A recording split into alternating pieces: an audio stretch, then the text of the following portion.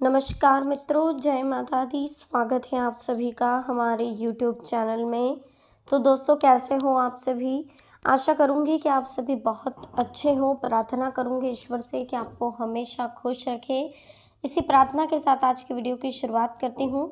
देखो दोस्तों, 12 अक्टूबर 2022 से लेकर 18 अक्टूबर 2022 मंगल सूर्य शुक्र का कई सालों बाद महासंयोग बन रहा है। खुद परमात्मा भी हैरान है यह देखकर। 3 जगहों से पैसा आने वाला है जो आकर ही रहेगा। बहुत खास वीडियो है, महत्वपूर्ण वीडियो है, महत्वपूर्ण ग्रह गोचर के आधार पर ही बनाई गई है।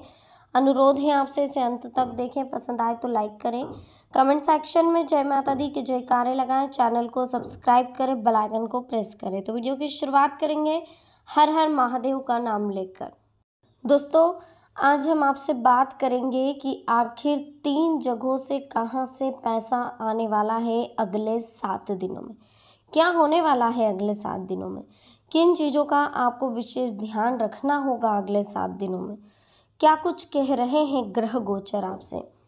सबसे पहले बता दें कि जो ये 3 ग्रह हैं, मंगल सूर्य शुक्र, इनका कई सालों बाद बहुत ही महासंयोग बैठ रहा है। बहुत ही अच्छा योग बन रहा है जिसमें आपके इनकम के सोर्स बढ़ेंगे।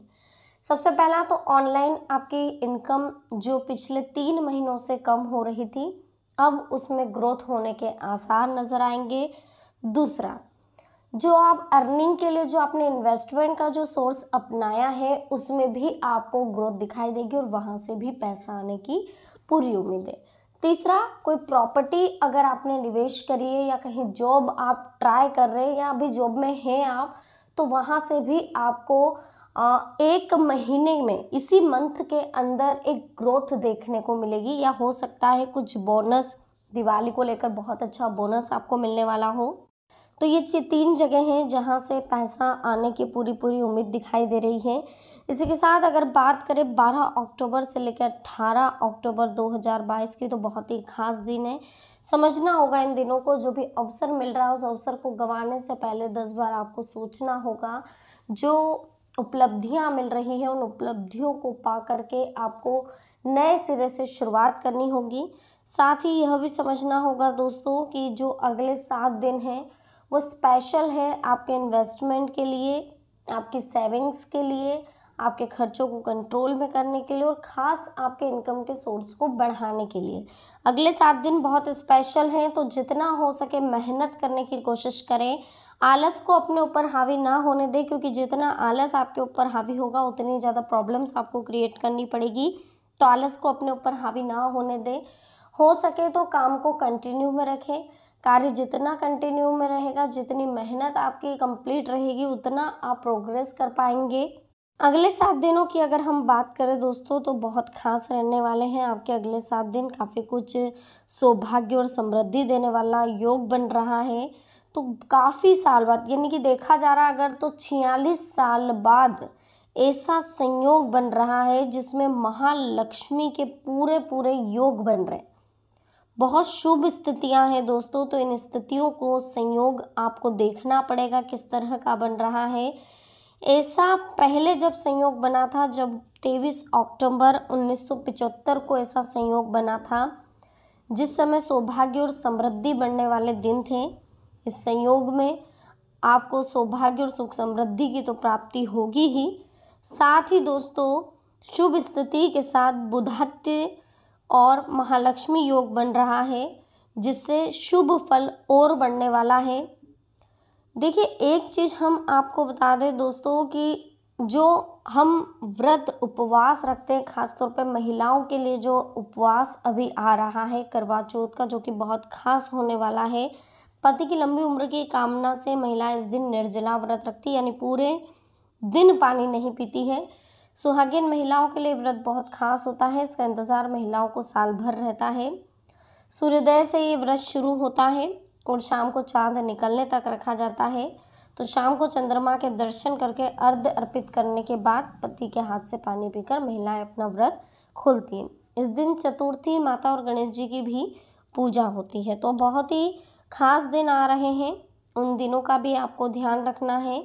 खास तौर पर देखिए दोस्तों, जो चीज़ आज हम आपको बताने वाले हैं अगले 7 दिनों के लिए जो स्पेशल होने वाली है, वो है ग्रहों का महासंयोग जो बैठ रहा है।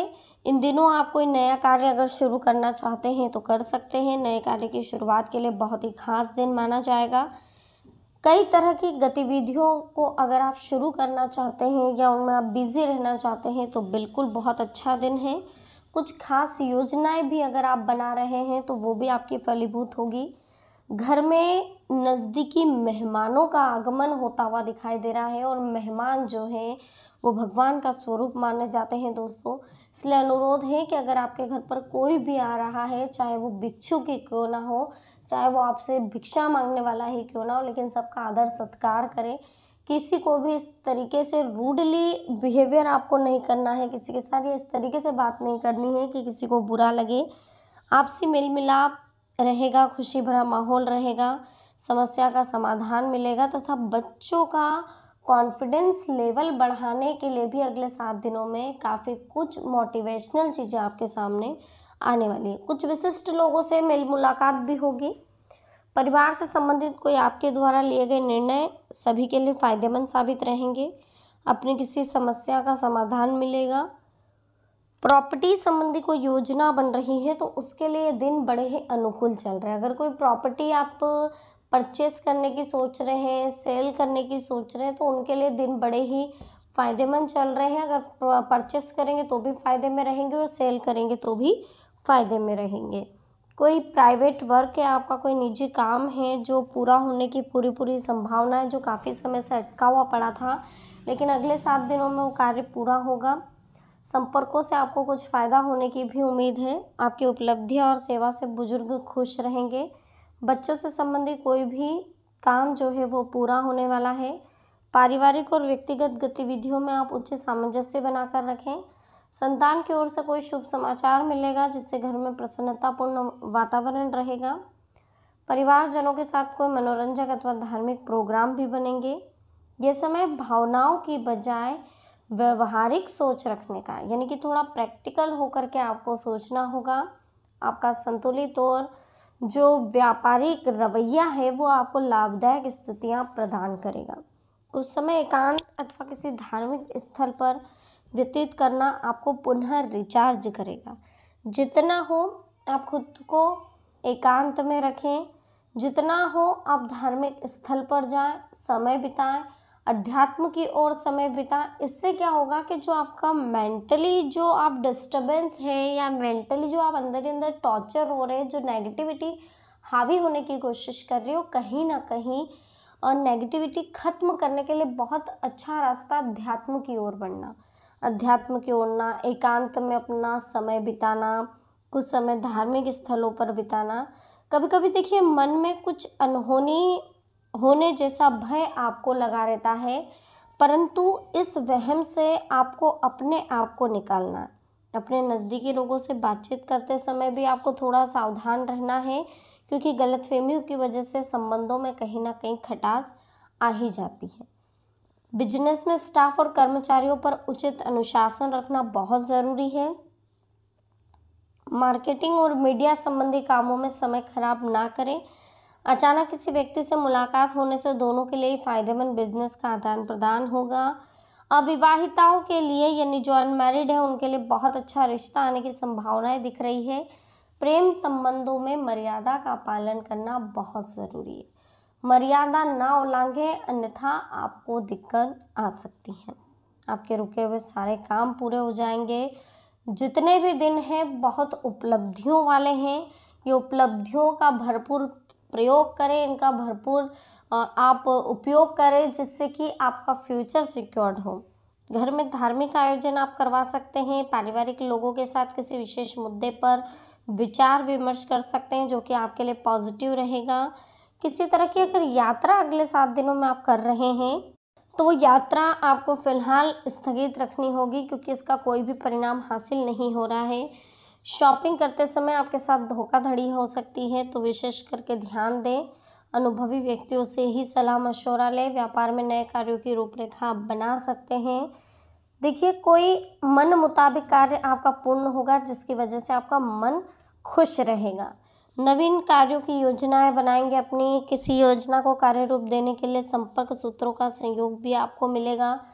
किसी भी कार्य को करने से पहले बजट जरूर बना लें। आर्थिक मामलों में कुछ दिक्कतें आने की आशंकाएं दिख रही है। जल्दी सफलता पाने के चक्कर में जल्दबाजी में लिए गए निर्णय गलत साबित हो सकते हैं। तो दोस्तों, आज की वीडियो कैसी लगी, पसंद आई हो, प्लीज़ लाइक करें, कमेंट सेक्शन में जय माता दी लिखें। मिलते हैं नेक्स्ट वीडियो में। अभी के लिए आप सभी को बहुत बहुत धन्यवाद। जय माता दी, हर हर महादेव।